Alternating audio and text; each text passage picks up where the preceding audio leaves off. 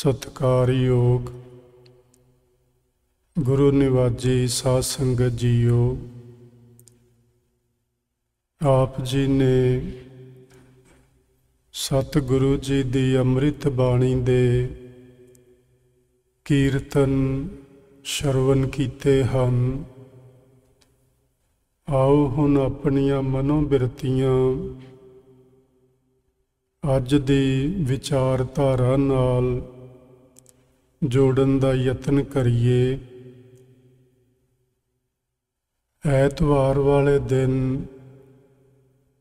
आपां गुरबाणी सिरलेख समझण दा यतन कर रहे हाँ। उसे ही लड़ी दे तहत अज आपां गुरबाणी सिरलेखां दी विचार सांझी करांगे। अज दी विचार आरंभ करन तो पहलां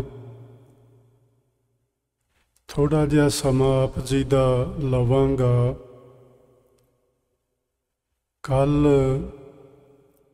2 जुलाई दा दिन सी अते 18 हाड़ सी। इस 18 हाड़ 1606 ईस्वी नूं श्री गुरु हरगोबिंद साहिब जी ने अकाल तखत की सिरजना की सी। इहदे बारे थोड़ी जी विचार सांझी करके फिर आपां गुरबाणी सिरलेखा नूं समझांगे। पहलां असीं ये समझदे हां कि अकाल तखत शब्द दे की अर्थ हन। अकाल दा मतलब है काल तो रहत, जिहदे उत्ते समय दा कोई प्रभाव नहीं पैंदा ते वो कोई होर नहीं, केवल ते केवल इक्को ही हस्ती है जिस नूं आपां परमात्मा आखदे हां। परमात्मा उत्ते किसी तरह दा किसी समय दा कोई भी प्रभाव नहीं पैंदा, इसलिए उसनूं अकाल आखदे ने। ते तखत दा मतलब हुंदा है सिंघासन, जिहदे उत्ते राजे महाराजे महापुरुष बैठिया करदे ने, उसनूं तखत आखदे हां। सो अकाल तखत दा मतलब हो गया परमात्मा दे बैठण दी जगह, परमात्मा दा सिंघासन। इस दी सिरजना गुरु हरगोबिंद साहब 6वें सतगुरु जी ने की। आपां नूं पता है कि 2 हाड़ 1606 ईस्वी नूं श्री गुरु अर्जन देव साहब जी की शहादत हुई सी। उस तो तकरीबन 16 दिन बाद गुरु जी ने तखत की सिरजना की। तखत गुरु साहब ने केवल एक थड़ा बनाया सी, उहदे उत्ते कोई इमारत दी उसारी गुरु जी ने उस पहले वक्त नहीं सी कीती। केवल एक वड्डा थड़ा बना के उस दे उत्ते गुरु जी बैठदे। उस तखत दे उत्ते साइड ते ढाडी लोग आके वारां गायन करदे। इसे ही अकाल तखत दे समय सिख समाज दे अंदर ढाडी वारां दी परंपरा शुरू हुई।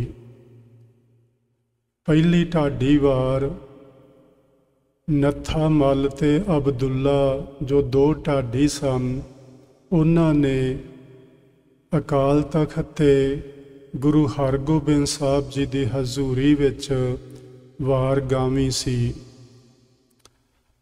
जिस दी पहली पंक्ति सी 2 तलवारी बद्धियां, एक मीरी दी एक पीर दी। सो ये मीरी ते पीरी की अगे हुण थोड़े दिनों बाद मीरी ते पीरी दिवस आउणा है। उदों आपां ये दोवें चीज़ां भी समझण दी कोशिश करांगे। 2 तलवारी बद्धियां, एक मीरी दी एक पीर दी। सो ये मीरी ते पीरी की अगे हुण थोड़े दिनों बाद मीरी ते पीरी दिवस आउणा है। उदों आपां ये दोवें चीज़ां भी समझण दी कोशिश करांगे। 2 तलवारी बद्धियां, एक मीरी दी एक पीर दी। सो ਤਖਤ ਦੀ ਰਚਨਾ ਕਰਕੇ ਗੁਰੂ ਸਾਹਿਬ ਜੀ ਨੇ ਲੋਕਾਂ ਨੂੰ ਜੋ ਪਹਿਲਾ, ਜਾਂ ਇਸ ਤਰ੍ਹਾਂ ਆਖੀਏ ਸਿੱਖ ਸੰਗਤ ਨੂੰ ਜੋ ਪਹਿਲਾ ਹੁਕਮ ਭੇਜਿਆ ਸੀ, ਉਸ ਦੇ ਵਿੱਚ ਇਹ ਆਖਿਆ ਗਿਆ ਸੀ ਕਿ ਹੁਣ ਸਾਨੂੰ ਚੰਗੀਆਂ ਜਵਾਨੀਆਂ ਦੀ ਲੋੜ ਹੈ, ਯਾਨੀ ਨੌਜਵਾਨ ਸਿੱਖ ਸੂਰਬੀਰਾਂ ਦੀ ਲੋੜ ਹੈ। ਉਹ ਘੋੜੇ ਤੇ ਸ਼ਸਤਰ ਲੈ ਕੇ ਪਹੁੰਚਣ। ਇਹ ਗੱਲ ਕਿਉਂ ਆਖੀ ਗੁਰੂ ਹਰਗੋਬਿੰਦ ਸਾਹਿਬ ਮਹਾਰਾਜ ਜੀ ਨੇ? ਕਿਉਂਕਿ ਗੁਰੂ ਅਰਜਨ ਦੇਵ ਮਹਾਰਾਜ ਜਦੋਂ ਲਾਹੌਰ ਨੂੰ ਤੁਰੇ ਸਨ ਤੇ ਇਹ ਬਚਨ ਫਰਮਾ ਕੇ ਗਏ ਸਨ ਕਿ ਮੈਂ ਆਪਣੇ ਸਰੀਰ ਦੀ ਕੁਰਬਾਨੀ ਜਾਂ ਸ਼ਹਾਦਤ ਦੇਣ ਲਈ ਚੱਲਿਆ ਹਾਂ। ਜੇ ਉਹਨਾਂ ਜਰਵਾਣਿਆਂ ਦੀ ਜਾਗ ਖੁੱਲ੍ਹ ਗਈ ਇਸ ਸ਼ਹਾਦਤ ਦੇ ਨਾਲ ਤੇ ਚੰਗਾ, ਜੇ ਉਹਨਾਂ ਦੀ ਨੀਂਦ ਹੋਰ ਗਹਿਰੀ ਹੋ ਗਈ ਤੇ ਫਿਰ ਤੁਸੀਂ ਸ਼ਸਤਰ ਹੱਥ ਵਿੱਚ ਫੜਨੇ। ਉਹਨਾਂ ਜਰਵਾਣਿਆਂ ਨੂੰ ਨੀਂਦ ਤੋਂ ਜਗਾਉਣ ਵਾਸਤੇ ਕਿ ਉਹ ਜਾਗ ਕੇ ਰਾਜ ਕਰਨ, ਉਹ ਭੋਲੇ ਭਾਲੇ ਲੋਕਾਂ ਉੱਤੇ ਜ਼ੁਲਮ ਨਾ ਕਰਨ। ਇਸ ਲਈ ਗੁਰੂ ਜੀ ਨੂੰ ਹੱਥ ਵਿੱਚ ਸ਼ਸਤਰ ਫੜਨੇ ਪਏ ਤੇ ਤਖਤ ਦੀ ਰਚਨਾ ਕਰਨੀ ਪਈ। ਗੁਰੂ ਸਾਹਿਬ ਜੀ ਨੇ ਇਹ ਆਦੇਸ਼ ਪਹਿਲਾਂ ਭੇਜਿਆ ਸੀ ਤੇ ਉਸ ਆਦੇਸ਼ ਨੂੰ ਸੁਣ ਕੇ ਬਹੁਤ ਸਾਰੇ ਸਿੱਖ ਸੂਰਬੀਰ ਗੁਰੂ ਮਹਾਰਾਜ ਦੀ ਉਸ ਛੋਟੀ ਜਿਹੀ ਫੌਜੀ ਟੁਕੜੀ ਦਾ ਅੰਗ ਬਣ ਗਏ ਸਨ। ਸੋ ਅਸੀਂ ਇਹ ਗੱਲ ਸਮਝਣੀ ਹੈ ਕਿ ਅਕਾਲ ਤਖਤ ਇੱਕ ਇਮਾਰਤ ਦਾ ਨਾਂ ਨਹੀਂ, ਅਕਾਲ ਤਖਤ ਇੱਕ ਸਿਧਾਂਤ ਹੈ। ਸਿੱਖੀ ਦੇ ਅੰਦਰ ਗੁਰੂ ਸਾਹਿਬ ਨੇ ਇਸ ਤਖਤ ਦੀ ਰਚਨਾ ਕਰਕੇ ਸਾਨੂੰ ਇਹ ਗੱਲ ਸਮਝਾ ਦਿੱਤੀ ਕਿ ਤੁਸੀਂ ਕੇਵਲ ਰੂਹਾਨੀਅਤ ਨਾਲ ਹੀ ਨਹੀਂ ਜੁੜਨਾ, ਸਗੋਂ ਤੁਹਾਡਾ ਰਾਜਨੀਤੀ ਵਿੱਚ ਆਉਣਾ ਵੀ ਅਤੀ ਜ਼ਰੂਰੀ ਹੁੰਦਾ ਹੈ। ਜੇ ਰੂਹਾਨੀਅਤ ਤੇ ਤੁਰਨ ਵਾਲੇ ਲੋਕ ਕੇਵਲ ਤੇ ਕੇਵਲ ਰੂਹਾਨੀਅਤ ਨੂੰ ਹੀ ਲੈ ਕੇ ਚੱਲਦੇ ਰਹਿਣ, ਉਹਨਾਂ ਦੇ ਹੱਥ ਵਿੱਚ ਕੋਈ ਤਾਕਤ ਨਾ ਹੋਵੇ ਤੇ ਉਹ ਨਿਰਬਲ ਹੋ ਜਾਂਦੇ ਨੇ ਸੰਸਾਰ ਦੀ ਨਿਗਾਹ ਵਿੱਚ। ਤੇ ਜਿਹੜੇ ਲੋਕ ਤਖਤਾਂ ਤੇ ਬਿਰਾਜਮਾਨ ਹੁੰਦੇ ਨੇ, ਉਹਨਾਂ ਕੋਲ ਕੇਵਲ ਰਾਜਸੀ ਤਾਕਤ ਹੁੰਦੀ ਏ। ਜੇ ਉਹਨਾਂ ਦੇ ਕੋਲ ਰੂਹਾਨੀਅਤ ਨਾ ਹੋਵੇ ਤੇ ਉਹ ਜ਼ਾਲਮ ਬਣ ਜਾਂਦੇ ਨੇ। ਇਸ ਲਈ ਤੁਹਾਨੂੰ ਇਹ ਦੋਵੇਂ ਚੀਜ਼ਾਂ ਚਾਹੀਦੀਆਂ ਨੇ, ਤੁਹਾਡੇ ਕੋਲ ਰੂਹਾਨੀਅਤ ਵੀ ਹੋਵੇ ਤੇ ਤੁਹਾਡੇ ਕੋਲ ਰਾਜਨੀਤਿਕ ਸੱਤਾ ਵੀ ਹੋਵੇ, ਤਾਂ ਕਿ ਤੁਸੀਂ ਧਰਮ ਦੇ ਅਧੀਨ ਰਾਜ ਨੂੰ ਕਾਇਮ ਕਰ ਸਕੋ। ਜੇ ਰਾਜਿਆਂ ਪਾਸ ਧਰਮ ਨਹੀਂ ਹੁੰਦਾ ਤਾਂ ਹੀ ਉਹ ਜ਼ੁਲਮ ਕਰਦੇ ਨੇ। ਜੇ ਧਰਮੀ ਲੋਕਾਂ ਪਾਸ ਇਹ ਰਾਜਸੀ ਤਾਕਤ ਨਹੀਂ ਹੁੰਦੀ ਤਾਂ ਹੀ ਉਹ ਇਹਨਾਂ ਤੋਂ ਮਾਰ ਖਾਂਦੇ ਨੇ। ਇਸ ਲਈ ਤੁਹਾਨੂੰ ਇਹ ਦੋਵੇਂ ਤਾਕਤਾਂ ਇਕੱਠੀਆਂ ਕਰਨੀਆਂ ਹੋਣਗੀਆਂ। ਇਹ ਗੁਰੂ ਸਾਹਿਬ ਨੇ ਸਾਨੂੰ ਆਦੇਸ਼ ਦਿੱਤਾ ਸੀ। ਪੁਰਾਣੇ ਸਮੇਂ ਵਿੱਚ 2 ਸਾਲ ਵਿੱਚ 2 ਵਕਤ ਆਉਂਦੇ ਸਨ, ਜਦੋਂ ਸਿੱਖ ਸਮਾਜ ਦੇ ਆਗੂ ਲੋਕ ਜਿਹੜੇ ਹੁੰਦੇ ਉਹ ਅਕਾਲ ਤਖਤ ਦੀ ਛਤਰ ਛਾਇਆ ਹੇਠ ਇਕੱਠੇ ਹੋਇਆ ਕਰਦੇ। ਉਹ 2 ਦਿਨ ਸਨ, ਵਿਸਾਖੀ ਅਤੇ ਦੀਵਾਲੀ। ਦੀਵਾਲੀ ਤੇ ਵਿਸਾਖੀ ਦੇ ਦਿਹਾੜਿਆਂ ਤੇ ਇੱਥੇ ਸਿੱਖ ਸੱਜਣਾਂ ਦੀ ਬੜੀ ਵੱਡੀ ਇਕੱਤਰਤਾ ਹੋਇਆ ਕਰਦੀ ਸੀ, ਜਿਸ ਵਿੱਚ ਉਹ ਬੀਤ ਚੁੱਕੇ ਤੇ ਚਿੰਤਨ ਕਰਿਆ ਕਰਦੇ ਸਨ। ਵਰਤਮਾਨ ਲਈ ਵਿਚਾਰ ਕਰਿਆ ਕਰਦੇ ਸਨ ਕਿ ਵਰਤਮਾਨ ਸਮਾਂ ਕਿਹੋ ਜਿਹਾ ਚੱਲ ਰਿਹਾ ਹੈ। ਇਸ ਸਮੇਂ ਦੇ ਮੁਤਾਬਕ ਸਾਨੂੰ ਆਪਣੇ ਆਪ ਨੂੰ ਕਿਸ ਸਾਂਚੇ ਵਿੱਚ ਢਾਲਣਾ ਚਾਹੀਦਾ ਹੈ। ਫਿਰ ਉਹ ਭਵਿੱਖ ਲਈ ਸੋਚਿਆ ਕਰਦੇ ਸਨ ਕਿ ਸਾਡਾ ਸਿੱਖ ਸਮਾਜ ਦਾ ਭਵਿੱਖ ਕੀ ਹੋਏਗਾ। ਸੋ ਇਹ ਵਿਚਾਰਾਂ ਵਿਸਾਖੀ ਅਤੇ ਦੀਵਾਲੀ ਤੇ ਅਕਾਲ ਤਖਤ ਸਾਹਿਬ ਤੇ ਇਕੱਠੇ ਹੋ ਕੇ ਸਿੱਖ ਆਗੂ ਜਿਹੜੇ ਸਨ, ਜਥੇਦਾਰ ਜਿਹੜੇ ਹੁੰਦੇ ਸਨ, ਉਹ ਬੈਠ ਕੇ ਵਿਚਾਰਾਂ ਕਰਿਆ ਕਰਦੇ ਸਨ। ਸੋ ਭਾਵੇਂ ਅੱਜ ਹਾਲਾਤ ਕਾਫੀ ਤਬਦੀਲ ਹੋ ਚੁੱਕੇ ਨੇ, ਜੋ ਅਕਾਲ ਤਖਤ ਦੀ ਸਿਰਜਣਾ ਦਾ ਗੁਰੂ ਮਹਾਰਾਜ ਜੀ ਦਾ ਮਨੋਰਥ ਸੀ, ਅਸੀਂ ਸ਼ਾਇਦ ਅੱਜ ਉਸ ਤੋਂ ਬਹੁਤ ਦੂਰ ਜਾ ਚੁੱਕੇ ਹਾਂ। ਅੱਜ ਜਿਨ੍ਹਾਂ ਲੋਕਾਂ ਨੇ ਇਹਨਾਂ ਤਖਤਾਂ ਉੱਤੇ ਕਬਜ਼ਾ ਕੀਤਾ ਹੋਇਆ ਹੈ, ਉਹ ਇਹਨਾਂ ਤਖਤਾਂ ਨੂੰ ਆਪਣੇ ਸਵਾਰਥਾਂ ਲਈ ਵਰਤ ਰਹੇ ਹਨ। ਸੋ ਇਹ ਗੱਲ ਸਾਨੂੰ ਹਮੇਸ਼ਾ ਧਿਆਨ ਵਿੱਚ ਰੱਖਣੀ ਚਾਹੀਦੀ ਹੈ ਸਿੱਖ ਸੰਗਤ ਨੂੰ, ਕਿ ਜਦੋਂ ਵੀ ਕੋਈ ਇਹਨਾਂ ਤਖਤਾਂ ਦੀ ਵਰਤੋਂ ਆਪਣੇ ਸਵਾਰਥਾਂ ਲਈ ਕਰੇ ਤੇ ਸਾਨੂੰ ਉਸ ਤੋਂ ਪਿੱਛੇ ਹਟ ਜਾਣਾ ਚਾਹੀਦਾ ਹੈ। ਜਦੋਂ ਕੋਈ ਸਾਡੇ ਜਥੇਦਾਰ, ਸਾਡੇ ਆਗੂ ਤਖਤ ਤੇ ਬੈਠ ਕੇ ਸਿੱਖ ਕੌਮ ਦੀ ਭਲਾਈ ਵਾਸਤੇ, ਸਿੱਖ ਕੌਮ ਦੇ ਚੰਗੇ ਵਾਸਤੇ, ਲੋਕਾਂ ਦੇ ਭਲੇ ਵਾਸਤੇ ਬੈਠ ਕੇ ਇਕੱਤਰਤਾ ਕਰਦੇ ਨੇ, ਤੇ ਸਾਨੂੰ ਉਹਨਾਂ ਦਾ ਜ਼ਰੂਰ ਸਹਿਯੋਗ ਕਰਨਾ ਚਾਹੀਦਾ ਹੈ। ਸੋ ਇਹ ਅਕਾਲ ਤਖਤ ਸਾਹਿਬ ਦੀ ਰਚਨਾ ਗੁਰੂ ਹਰਗੋਬਿੰਦ ਸਾਹਿਬ ਮਹਾਰਾਜ ਜੀ ਨੇ 18 ਹਾੜ ਸਨ 1606 ਈਸਵੀ ਨੂੰ ਇੱਕ ਤਰ੍ਹਾਂ ਨਾਲ ਲੋਕ ਭਲਾਈ ਵਾਸਤੇ ਕੀਤੀ ਸੀ। ਸੋ ਅਸੀਂ ਅੱਜ ਉਸ ਮਨੋਰਥ ਨੂੰ ਸਮਝੀਏ ਤੇ ਉਸ ਨੂੰ ਅਪਣਾਈਏ।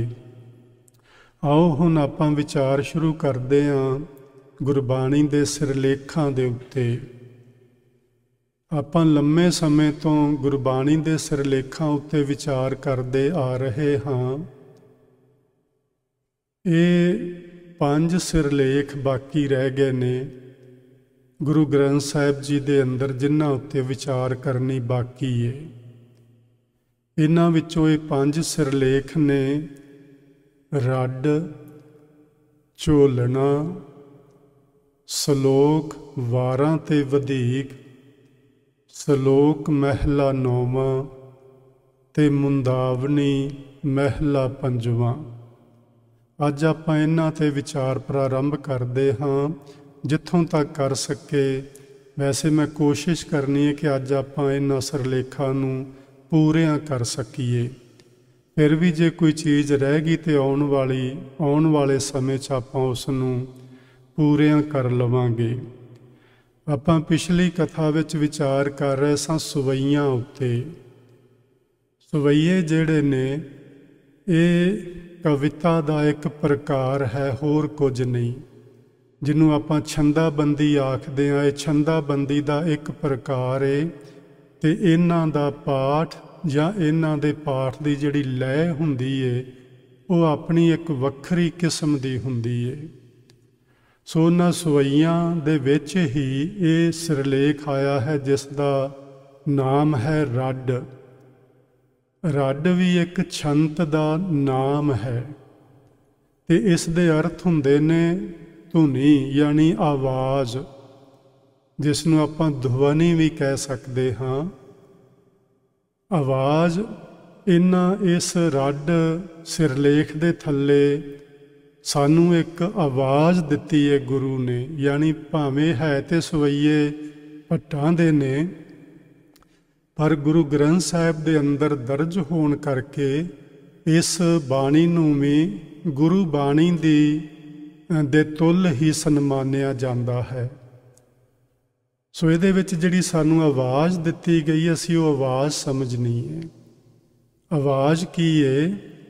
ਗੁਰ ਬਿਨ ਘੋਰ ਅੰਧਾਰ, ਗੁਰੂ ਬਿਨ ਸਮਝ ਨਾ ਆਵੈ, ਗੁਰ ਬਿਨ ਸੁਰਤ ਨਾ ਸਿੱਧ, ਗੁਰੂ ਬਿਨ ਮੁਕਤ ਨਾ ਪਾਵੈ।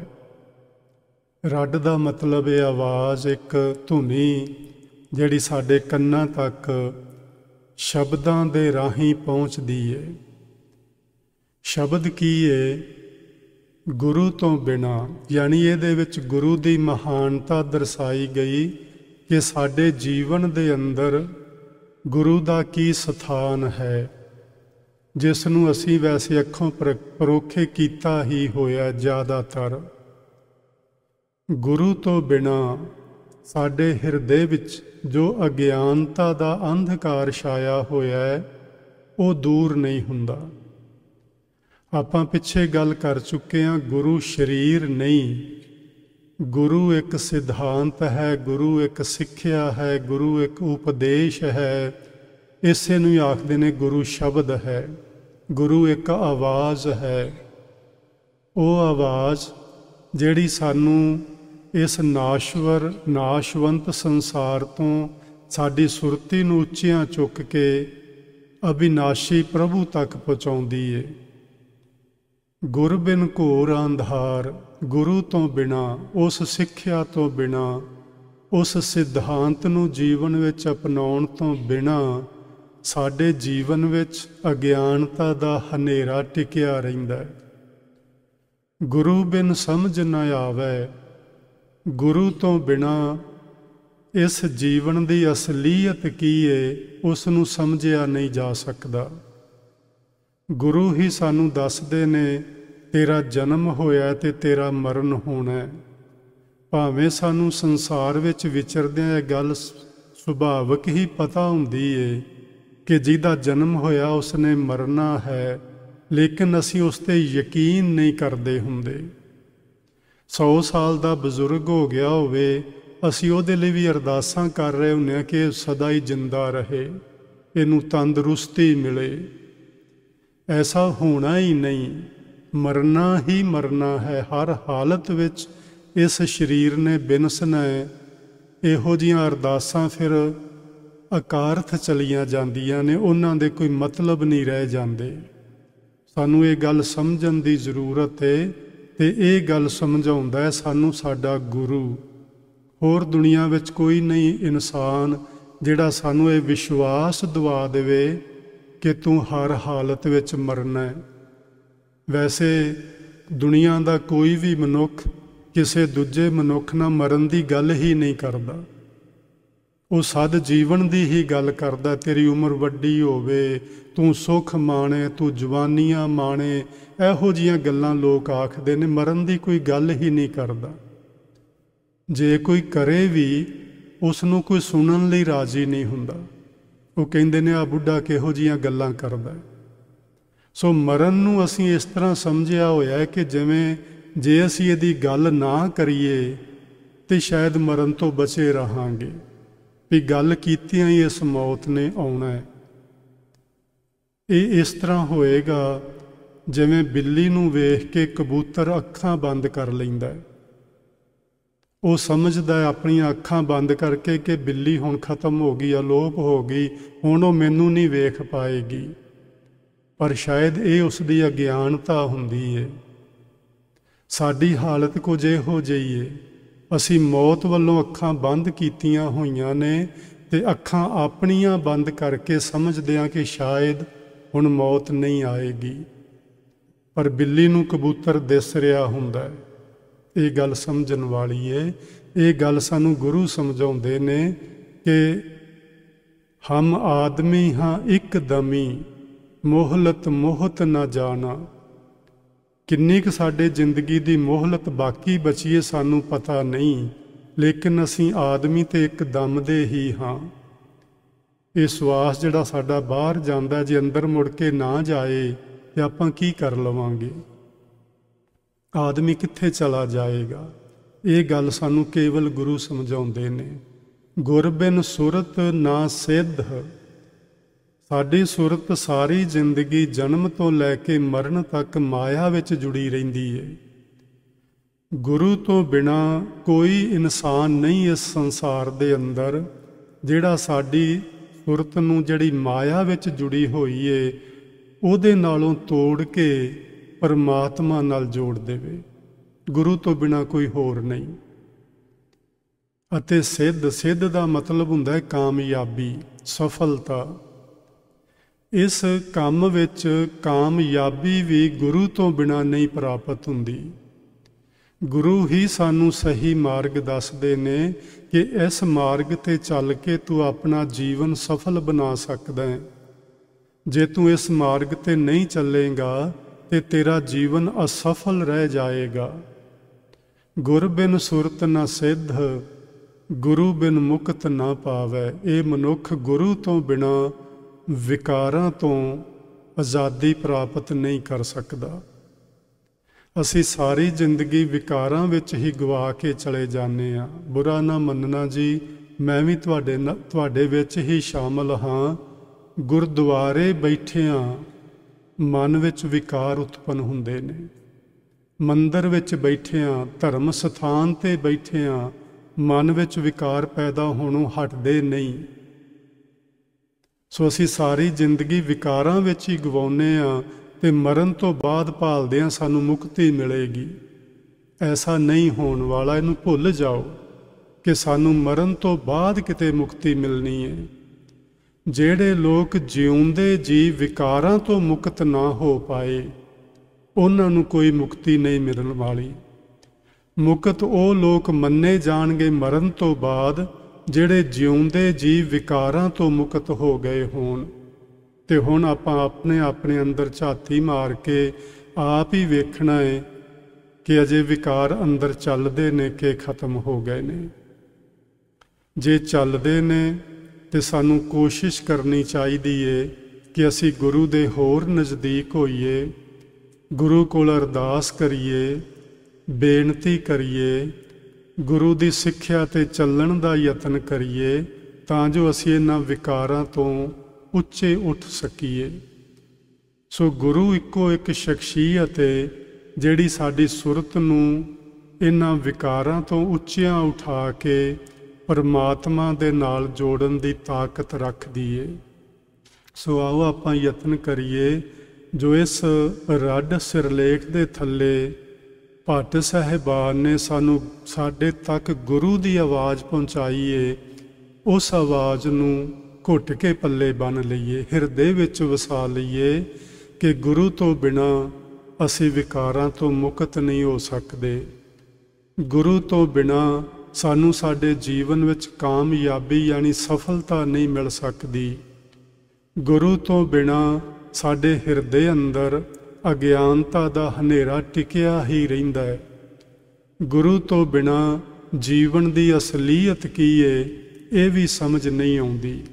सो इस गल नूं जी अज आपां पल्ले बन्नना है ते वध तों वध गुरु दी नेड़ता असीं हासिल करिए। ते गुरु की नेड़ता का मतलब ये नहीं कि गुरुद्वारे आके बह गए तो नेड़ता मिल गई है।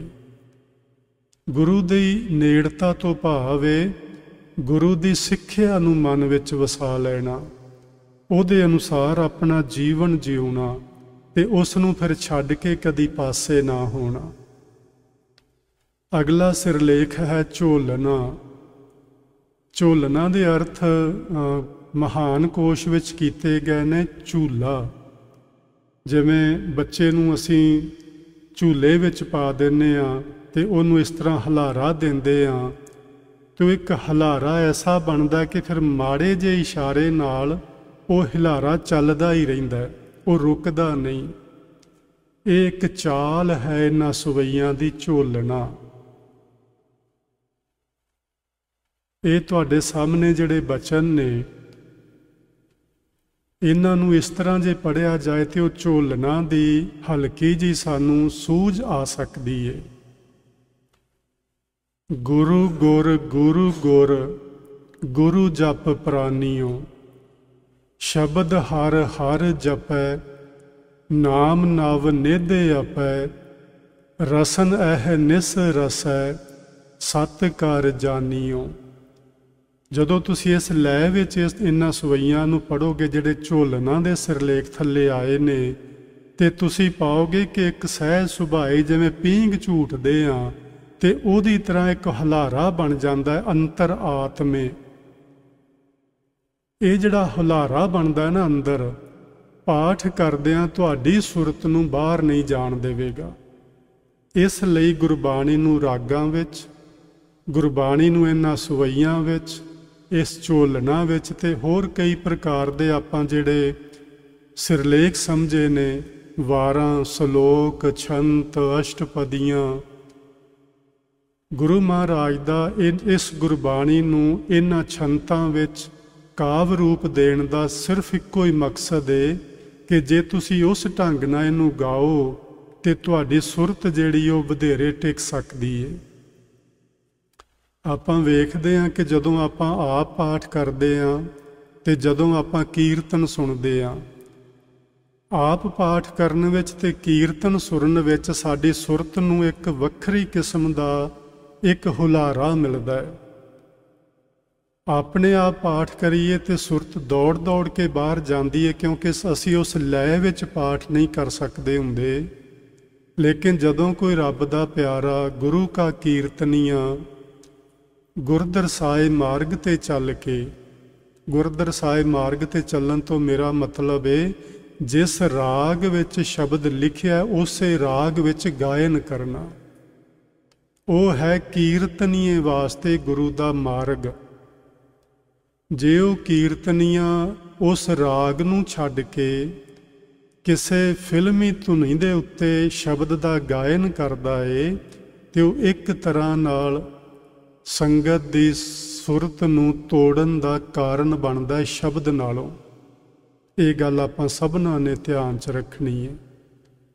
ਜੇ ਕੋਈ ਰੱਬ ਦਾ ਪਿਆਰਾ ਠੀਕ ਢੰਗ ਨਾਲ ਗੁਰਬਾਣੀ ਦਾ ਕੀਰਤਨ ਕਰਦਾ ਹੋਵੇ ਤੇ ਆਪਣੇ ਆਪ ਪਾਠ ਕਰਨ ਨਾਲੋਂ ਕੀਰਤਨ ਵਿੱਚ ਸੁਰਤ ਵਧੇਰੇ ਜੁੜਿਆ ਕਰਦੀ ਹੈ।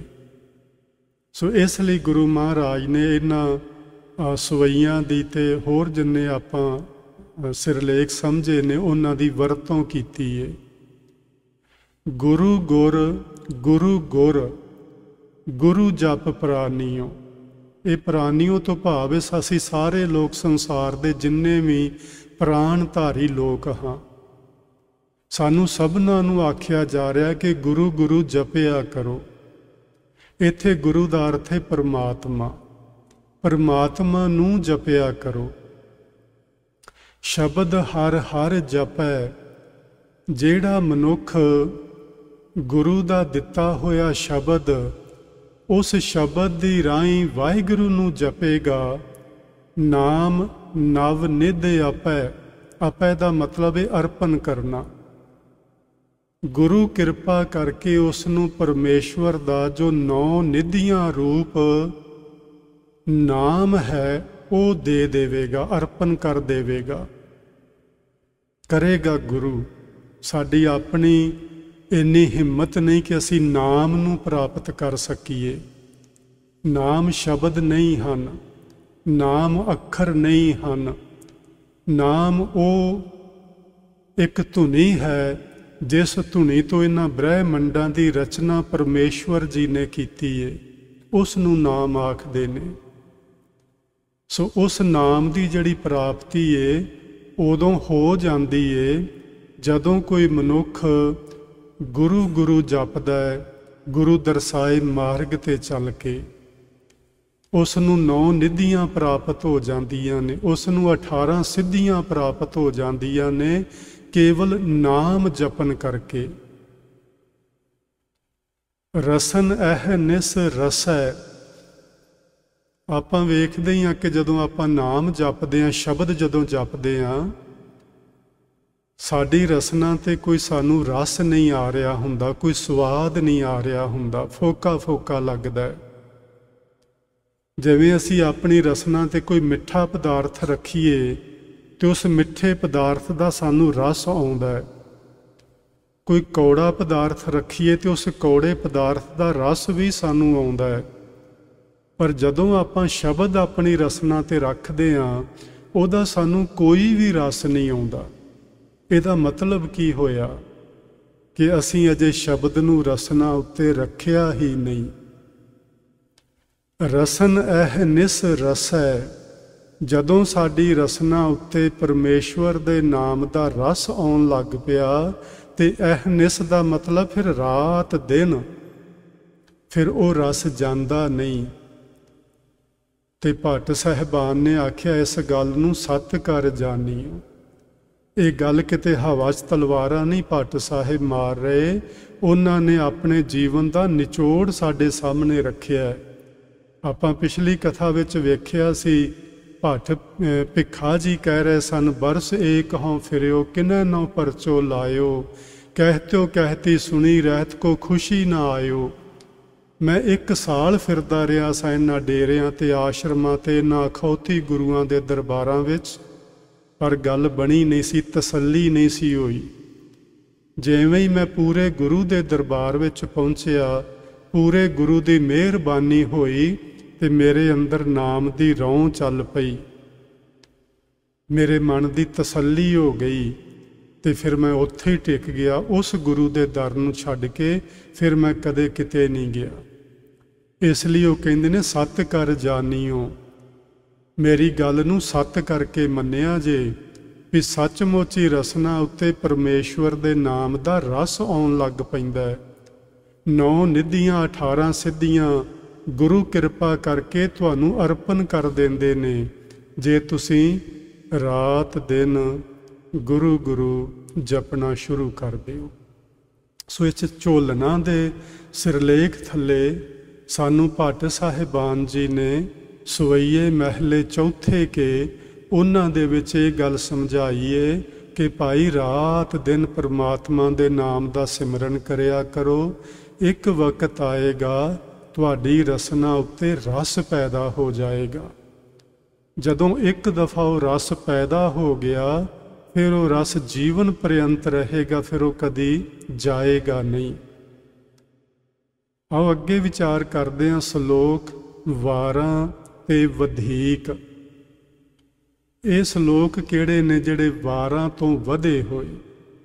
आपां जदों 12 दे सिरलेख हेठां गल समझी सी ते उदों ये गल समझ लई सी कि जिन्नियां भी वारां ने 22 वारां ने गुरु ग्रंथ साहिब जी दे अंदर, उन्हां दा जिहड़ा मूल रूप है वो केवल पौड़ियां है। गुरु अर्जन देव महाराज जी ने जदों आदि ग्रंथ साहिब दी इकत्तरता, बाणी दी इकत्तरता कीती, उस वक्त उन्हां ने भाई गुरदास जी नूं आख्या जिहड़े आ श्लोक गुरु साहिबान ने उचारे ने, इन्हां श्लोकां नूं वारां दियां पौड़ियां दे नाल मिला के लिखिया जाए। ਜਿਹੜੇ श्लोक जिस पौड़ी दे भाव दे नाल मेल खांदे होण, उन्हां पौड़ियां दे नाल उस श्लोक लिख दिते जाण। भाई गुरदास जी ने पहले पातशाह दे श्लोक, तीजे चौथे पातशाह ते पंजवें पातशाह दे श्लोक जिहड़े ने, उन्हां जिहड़े श्लोक वारां दे नाल लगा दिते गए वो तां लग गए, जिहड़े बच गए उन्हां नूं फिर ये भाई गुरदास ने ये सिरलेख दिता होया वारां ते वधीक, भावे वारां तो वधे होए श्लोक। जिहड़े वारां विच लिखण तो वध गए वो तकरीबन 152 श्लोक हन। वो श्लोक फिर वो श्लोक सारे इस सिरलेख दे थल्ले भाई साहब जी ने दर्ज कीते ने। आओ असीं इन्हां श्लोकां दे विचों गुरु नानक साहब जी दा एक श्लोक विचारदे हां। गुरु नानक साहब जी ने इन्हां श्लोकां विच ये गल आखी, नानक दुनिया कैसी होई। ये दुनिया दा मुहांदरा किहो जिहा बन गया है, दुनिया दी सोच किहो जी बन गई है, दुनिया दी विचार किहो जी बन गई है। की बन गया है? सालक मित न रहे हो कोई सज्जन नहीं रहा, कोई मित्र नहीं रहा, सारे स्वार्थी हो गए ने। तुसी अपने जीवन में झाती मार के वेखो, मैं अपने च वेखां ते कोई विरला जिहा तुहानूं बंदा लभेगा जिहड़ा तुहाडा सच्चा मित्र होवे, नहीं ते सब लोग स्वार्थी बन गए ने। अज दे जमाने विच अज ही क्यों, जदों गुरु नानक साहब ने बचन आख्या उदों दी गल ही है। अज तो 500 वरे पहलां भी इहो ही हाल सी। मां दा पुत्तर नाल स्वार्थ सी, पुत्तर दा मां नाल स्वार्थ सी, पिता दा पुत्तर नाल स्वार्थ सी, पुत्तर दा पिता नाल कोई स्वार्थ सी, जिस करके वो जुड़े बैठे सन। जदों स्वार्थ पूरा नहीं हुंदा साडा एक दूजे तो, उदों असीं छड्ड के परे हो जाने आ। ਉਦੋਂ ਕੋਈ ਨਹੀਂ ਪੁੱਛਦਾ ਇਹ ਮੇਰਾ ਭਰਾ ਸੀ, ਇਹ ਮੇਰਾ ਪਿਓ ਸੀ, ਇਹ ਮੇਰੀ ਮਾਂ ਸੀ, ਇਹ ਮੇਰਾ ਪੁੱਤਰ ਸੀ। ਉਦੋਂ ਇਹ ਸਾਰੇ ਰਿਸ਼ਤੇ ਖਤਮ ਹੋ ਜਾਂਦੇ ਨੇ ਜਦੋਂ ਕਿਸੇ ਤੋਂ ਸਾਡਾ ਸਵਾਰਥ ਨਾ ਪੂਰਾ ਹੁੰਦਾ ਹੋਵੇ। ਜਿੰਨਾ ਚਿਰ ਸਵਾਰਥ ਪੂਰਾ ਹੋ ਰਿਹਾ ਹੈ ਉਹਨਾਂ ਚਿਰ ਸਾਡੀਆਂ ਰਿਸ਼ਤੇਦਾਰੀਆਂ, ਸਾਡੇ ਇਹ ਮਿੱਤਰਾਚਾਰੀ, ਇਹ ਭਾਈਚਾਰੇ ਸਾਰੇ ਚੱਲਦੇ ਨੇ। ਨਾਨਕ ਦੁਨੀਆ ਕੈਸੀ ਹੋਈ, ਸਾਲਕ ਮਿੱਤ ਨਾ ਰਹਿਓ ਕੋਈ। ਸਾਲਕ ਦਾ ਮਤਲਬ ਹੁੰਦਾ ਸੱਚ ਦਾ ਰਸਤਾ ਵਿਖਾਉਣ ਵਾਲਾ। ਕੋਈ ਇਹੋ ਜਿਹਾ ਮਿੱਤਰ ਸੰਸਾਰ ਵਿੱਚ ਨਜ਼ਰ ਨਹੀਂ ਆਉਂਦਾ ਜਿਹੜਾ ਸਾਨੂੰ ਸੱਚ ਸਾਡੇ ਮੂੰਹ ਤੇ ਕਹਿ ਦੇਵੇ। ਸਭ ਪਰਦੇ ਪਾਉਂਦੇ ਨੇ, ਸਭ ਉਹਨੂੰ ਲੇਪਾ ਪੋਚੀ ਕਰਦੇ ਨੇ, ਆਪਣੇ ਆਪ ਨੂੰ ਚੰਗਾ ਸਿੱਧ ਕਰਨ ਵਾਸਤੇ ਦੂਜੇ ਦੇ ਸਾਹਮਣੇ ਕੋਈ ਸੱਚੀ ਗੱਲ ਆਖਣ ਨੂੰ ਰਾਜੀ ਹੀ ਨਹੀਂ। ਤੇ ਜੇ ਕੋਈ ਆਖ ਵੀ ਦੇਵੇ ਭੁੱਲ ਭੁਲੇਖੇ, ਲੋਕ ਉਹਦੇ ਵੈਰ ਪੈ ਜਾਂਦੇ ਨੇ, ਉਹਦੇ ਨਾਲ ਦੁਸ਼ਮਣੀ ਪਾ ਲੈਂਦੇ ਨੇ। ਭਾਈ ਬੰਦੀ ਹੇਤ ਚੁਕਾਇਆ, ਹੇਤ ਦਾ ਮਤਲਬ ਹੁੰਦਾ ਹੈ ਪਿਆਰ। ਇਹਨਾਂ ਭੈਣਾਂ ਭਰਾਵਾਂ ਨੇ ਪਿਆਰ ਹੀ ਛੱਡ ਦਿੱਤਾ ਇੱਕ ਦੂਜੇ ਨੂੰ ਕਰਨਾ। ਸਿਰਫ ਪਿਆਰ ਕਿਹਦੇ ਨਾਲ ਰਹਿ ਗਿਆ? ਮਾਇਆ ਨਾਲ। ਸਵਾਰਥ ਹੋਰ ਕੀ ਹੈ ਜੀ? ਕੇਵਲ ਤੇ ਕੇਵਲ ਮਾਇਆ ਹੈ, ਦੂਜੀ ਕੋਈ ਗੱਲ ਨਹੀਂ। ਕਿਉਂਕਿ ਗੁਰਬਾਣੀ 'ਚ ਦੱਸਿਆ ਗਿਆ ਹੈ ਕਿ ਇੱਕ ਪਰਮਾਤਮਾ ਨੂੰ ਛੱਡ ਕੇ ਬਾਕੀ ਜੋ ਕੁਝ ਵੀ ਇਹ ਦਿਸਦਾ ਅਣਦਿਸਦਾ ਇਹ ਸਭ ਮਾਇਆ ਹੀ ਮਾਇਆ ਹੈ। ਤੇ ਅਸੀਂ ਹਰ ਵਕਤ ਸਾਡੀ ਸੁਰਤ ਮਾਇਆ ਵਿੱਚ ਲੱਗੀ ਰਹਿੰਦੀ ਏ। ਭਾਈ ਬੰਦੀ ਹੇਤ ਚੁਕਾਇਆ, ਦੁਨੀਆ ਕਾਰਨ ਦੀਨ ਗਵਾਇਆ। ਕਬੀਰ ਸਾਹਿਬ ਨੇ ਬੜਾ ਸੁੰਦਰ ਆਖਿਆ, ਕਬੀਰ ਦੀਨ ਗਵਾਇਆ ਦੁਨੀ ਸਿਉ, ਦੁਨੀ ਨਾ ਚਾਲੀ ਸਾਥ।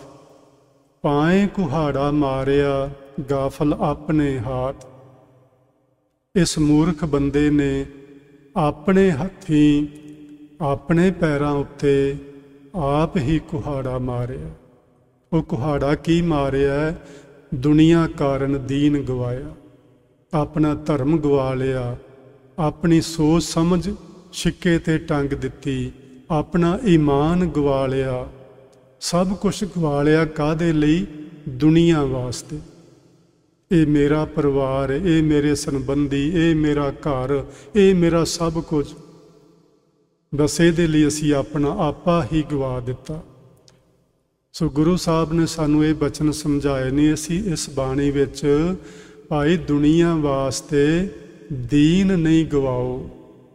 ਦੁਨੀਆ ਜਾਂਦੀ ਹੈ ਤੇ ਚਲੀ ਜਾਏ, ਸਾਡਾ ਦੀਨ ਨਹੀਂ ਜਾਣਾ ਚਾਹੀਦਾ। ਇੱਕ ਕਵਿਤਾ ਦੀਆਂ 2 ਲਾਈਨਾਂ ਨੇ ਜਿਨ੍ਹਾਂ ਵਿੱਚ ਆਖਿਆ ਜਾਂਦਾ ਹੈ, ਮੇਰਾ ਸਿਰ ਜਾਏ ਤਾਂ ਜਾਏ, ਮੇਰਾ ਸਿੱਖੀ ਸਿਦਕ ਨਾ ਜਾਏ, ਮੇਰਾ ਧਰਮ ਨਾ ਜਾਏ, ਮੇਰਾ ਈਮਾਨ ਨਾ ਜਾਏ, ਮੇਰਾ ਦੀਨ ਨਾ ਜਾਏ। ਮੈਂ ਉਹਦੇ ਉੱਤੇ ਪੂਰਿਆਂ ਉਤਰਾਂ। ਦੁਨੀਆ ਜਾਂਦੀ ਹੈ ਤੇ ਚਲੀ ਜਾਏ, ਇਹਦੀ ਕੋਈ ਪਰਵਾਹ ਸਾਨੂੰ ਨਹੀਂ ਹੋਣੀ ਚਾਹੀਦੀ। ਸੋ ਗੁਰੂ ਨਾਨਕ ਸਾਹਿਬ ਨੇ ਸਾਨੂੰ ਇਹ ਸ਼ਲੋਕ ਵਾਰਾਂ ਤੇ ਵਧੀਕ ਦੇ ਅੰਦਰ ਇਹ ਗੱਲ ਸਮਝਾ ਦਿੱਤੀ ਹੈ। ਇਸ ਤੋਂ ਅੱਗੇ ਜੀ 3 ਸ਼ਲੋਕ 3 ਸਿਰਲੇਖ ਰਹਿ ਗਏ ਨੇ।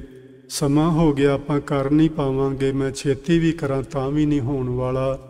ਤੇ ਮੇਰਾ ਵਿਚਾਰ ਹੈ ਕਿ ਆਪਾਂ ਹੁਣ ਜਿਹੜੇ ਅਗਲੇ 3 ਸਿਰਲੇਖ ਨੇ, ਸ਼ਲੋਕ ਮਹਿਲਾ 9ਵਾਂ ਤੇ ਉਸ ਤੋਂ ਅੱਗੇ ਹੈ ਮੁੰਦਾਵਨੀ, ਤੇ ਮੁੰਦਾਵਨੀ ਤੋਂ ਅੱਗੇ ਇੱਕ ਸ਼ਲੋਕ ਆਉਂਦਾ ਹੈ। ਆਪਾਂ ਉਹ ਸਮਝਾਂਗੇ ਕਿ ਗੁਰੂ ਮਹਾਰਾਜ ਨੇ ਆਦਿ ਗ੍ਰੰਥ ਸਾਹਿਬ ਦੀ ਜਿਹੜੀ ਸੰਪੂਰਨਤਾ ਹੈ ਉਹ ਇੱਥੇ ਹੀ ਜਾ ਕੇ ਇਸ ਸ਼ਲੋਕ ਨਾਲ ਹੀ ਕਿਉਂ ਕੀਤੀ ਹੈ, ਉਸ ਨੂੰ ਆਪਾਂ ਸਮਝਣ ਦੀ ਕੋਸ਼ਿਸ਼ ਕਰਾਂਗੇ। ਤੇ ਜਿਹੜੇ ਵਿਚਾਰ ਮੁੰਦਾਵਨੀ ਵਿੱਚ ਆਏ ਨੇ ਉਹਨਾਂ ਨੂੰ ਵੀ ਸਮਝਾਂਗੇ ਕਿ ਮੁੰਦਾਵਨੀ ਦੇ ਵਿੱਚ 3 ਚੀਜ਼ਾਂ ਆਈਆਂ ਨੇ ਜਿਹੜੀਆਂ ਨੇ ਸਤ, ਸੰਤੋਖ ਤੇ ਵਿਚਾਰੋ। ਫਿਰ ਚੌਥੀ ਗੱਲ ਆਈ ਹੈ ਅੰਮ੍ਰਿਤ ਨਾਮ।